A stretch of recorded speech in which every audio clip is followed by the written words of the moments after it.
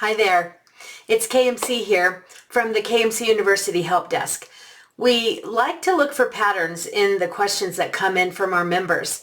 And lately we've gotten kind of a flurry of questions around the idea of Medicare diagnosis coupling.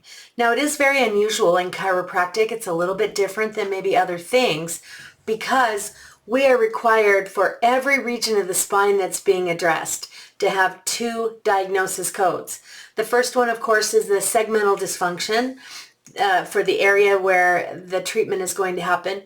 And then the secondary neuromusculoskeletal diagnosis that supports that subluxation, almost like what it's causing, if you will.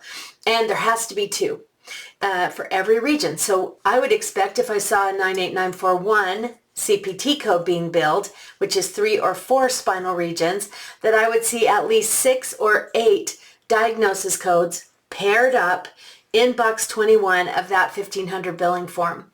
This is how we share the information, that we are not sending our notes right along, right? We have to just send them clues in the billing, whether it's electronic or paper.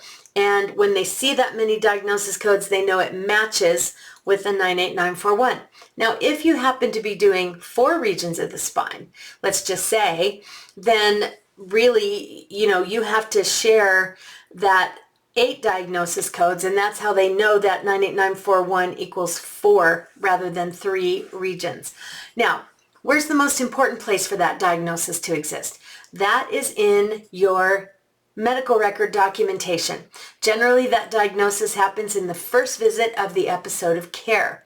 So when that happens, we're laying out the foundation and the groundwork for everything that the provider wants to treat.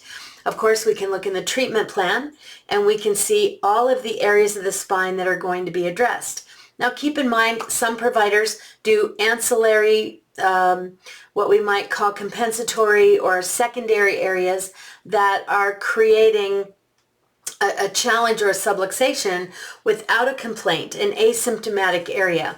Of course, those can also be addressed. But what's important is in the note, we need to be able to be sure there's a reason for why that adjustment took place.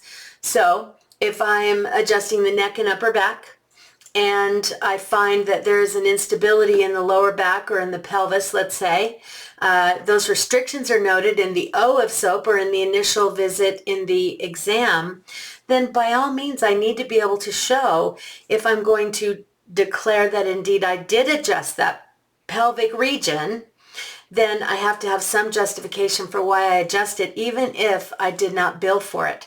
Because those, of course, those asymptomatic areas are not billable. Only those that are primary subluxations with a secondary neuromusculoskeletal diagnosis.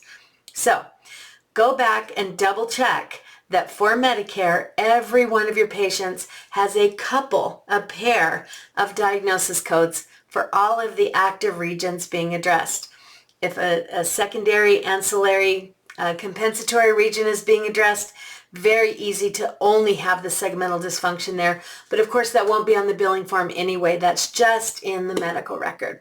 Questions on this? Holler at the help desk. We've got some great training in the library around this for providers with some documentation samples. And as always, we're here to serve. Have a great day.